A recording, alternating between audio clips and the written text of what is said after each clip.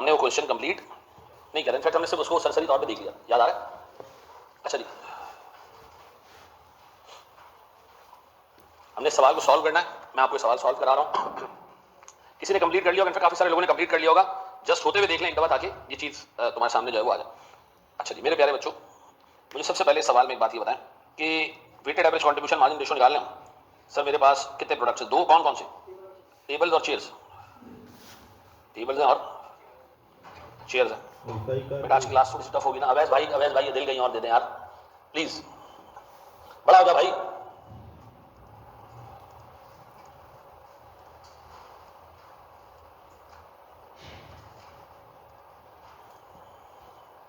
चलो जी मुझे बताएं दोनों की सेलिंग प्राइसेस क्या क्या थी? 22 और 8। अच्छा वेरिएबल कॉस्ट नहीं दी हुई थी, हमें डायरेक्ट क्या दिया हुआ था? सीएम रेशियो दिया हुआ था, कितना? 35 और 30%, ऐसा? तो बताओ हमारे पास 35 और 30% के हिसाब से, सीएम रेशियो के हिसाब से ये क्या बन रहा था सीएम?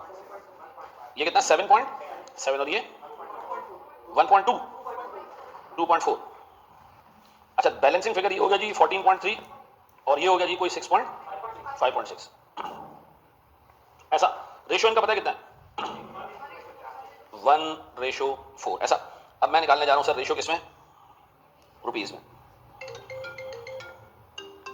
मैं रेशियो निकालने जा रहा हूं रुपीज में, जल्दी बोलो। हाँ जी मुझे पता, मेरे पास 22 रुपए का ये हिसाब किताब आ गया और 32 रुपए का ये आ गया। इसका मतलब कंपनी जब भी सेल्स करती है कोई 54 रुपीज का, तो उसमें से 22 रुपए ए से आते हैं और 32 रुपए बी से आते हैं। तो मुझे बताओ सर इसमें सीएम कितना होता है टोटल? 22 इंटू 35% कितना? 7.7 और इसमें 9.6। तो 54 रुपीज में हमारे पास टोटल कंट्रीब्यूशन मार्जिन आता है कितने का? 17.3, ऐसा? और अगर मैं वेटेड एवरेज सीएम रेशियो निकालूं 32.037 कर दें तो फिर इसको 04 ही कर दो, ऐसा? अच्छा जी इस सवाल में ऑपरेटिंग एक्सपेंसेस को 80% 20% के हिसाब से क्यों ब्रेक नहीं किया? क्यों अपनी जिंदगी अजाब में डालना चाह रहे हो? उसको ब्रेक करो, फिर टोटल वेरिएबल कॉस्ट निकालो, फिर उसमें ये वाली वेरिएबल कॉस्ट निकालो, फिर दोनों को ऐड कर दो बेवकूफों की तरह। ठीक है जी, तो भाई टोटल कॉस्ट में से वेरिएबल फिक्स अलग कर लो, दोनों को अलग अलग करने की जरूरत है ही नहीं। आपको इफेक्टिवली सारी फिक्स कॉस्ट ऊपर रख के ब्रेक इवन निकालना ना, तो 200 में क्यों निकालना चाह रहे हो? ठीक है जी, अब मुझे बताओ मेरे प्यारे बच्चों, मेरे पास जो टोटल कॉस्ट है वो कितनी है? ऊपर दी हुई है टोटल कॉस्ट, इन दोनों को मिला के बताना। 211 और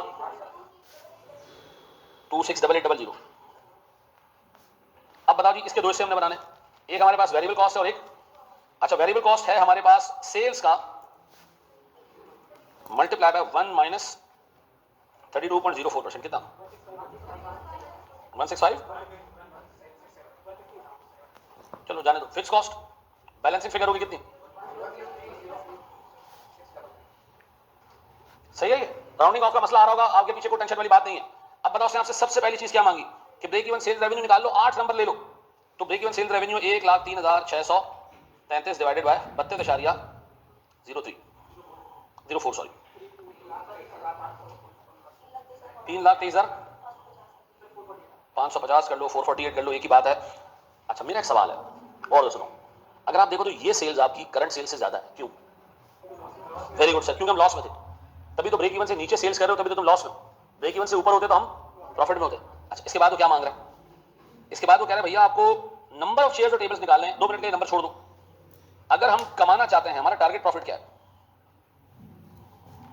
हमारे टारगेट प्रॉफिट है 2, उसने कहा 1 तो हम अगर हम, अच्छा इसके बाद वो क्या मांग रहे हैं? इसके बाद वो कह रहे हैं भैया आपको देना चाह रहे हैं 10%। याद रखिएगा जब भी पेपर में डिविडेंड दिया जाएगा as a percentage, it will always be applied on the balance of share capital. Share capital कितने का हमारे पास? 180 मिलियन।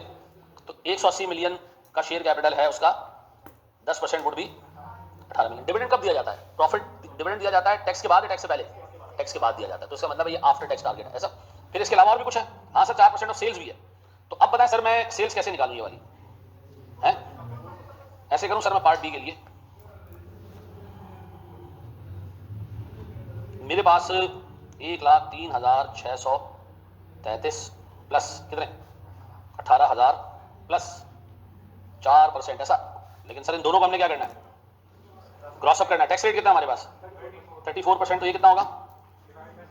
ये भी 66% से डिवाइड और ये भी 66% से डिवाइड, लेकिन इसके साथ हमने एक छोटा सा एस भी लगाना है सर। फिर सीएम रेशो ये बराबर है किसके? अब बताओगे सेल्स कितनी है? कितना चेक करोगे तो 504 है, 504 33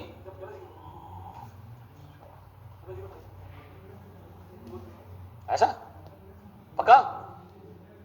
बिल्कुल कॉस्ट ऑफ गुड सोल्ड में फिक्स कॉस्ट होगी। आगे बढ़े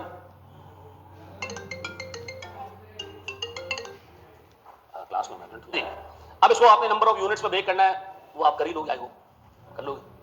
दिखा देते हैं सर, फारिग बैठे हैं हम तो पत्ते खेल लेते, तो सोचा कि आपको उसको नंबर ऑफ यूनिट्स पे तोड़ के दिखा दें। अब बताओ हमारे पास नंबर वो है कौन कौन से टेबल, और इनका रेशियो रुपीस में कितना है, 22, और इस रेशियो में तोड़ दो उसको। सर वो भी आप करके दिखा दें।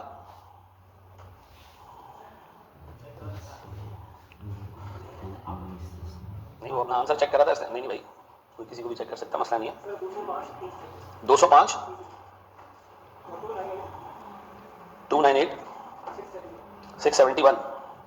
अब बताओ ये हमारे पास रुपीज में सेल है, इसका एक यूनिट कितने का है 22, इसका एक यूनिट कितने का है 5 8, इसके यूनिट कितने आते हैं 9288। सही कह रहे लड़का 37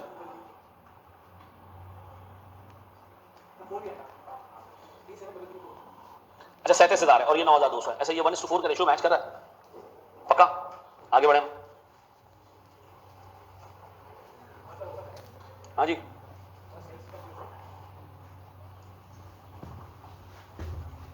ये कॉपी करना है तो कर लो, आज के कॉन्सेप्ट समझाएं। अगला चैप्टर हम शुरू करेंगे ओवरहेड से जी। एक दिन एक दिन खत्म हो जाएगा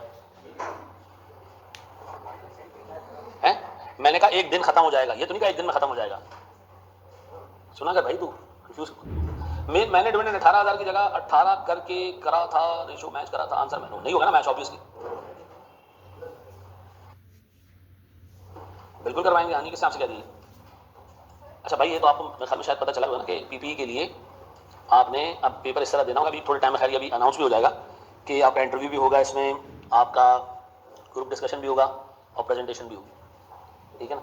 कोई ऐसा बच्चा है जो फंसा हो जिसको देना हो पेपर? वेरी गुड बेटा, माशाल्लाह, एक्सीलेंट। आपको पता नहीं था कि डेडलाइन है और उसको पहले कर लेना चाहिए है? देर से पता चला था, वेरी गुड मेरा बच्चा।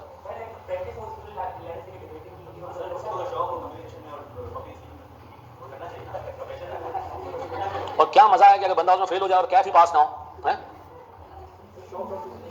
शौक तो मेरे भी बहुत है, लेकिन बंदा खास रिस्क भी देखता है ना, फजूल है। तो निकाल लेते, जान छुड़ा लेते। क्यों तुम लोग ने ये पंचायत वाली है पीडीएफ? तो क्या करना है तुम्हें फिजिकल में लेके? आगे आओ यार, फिजिकल में मिल जाएगा। तुम्हें चाहिए सर्टिफिकेट चाहिए, दे देते तुम्हें। इन्हीं तुमने क्लासे ले ली है ना, हाँ दे देते तुम्हें, कोई टेंशन नहीं है। पहली अटेम्प्ट में इजी आए। ओ भाई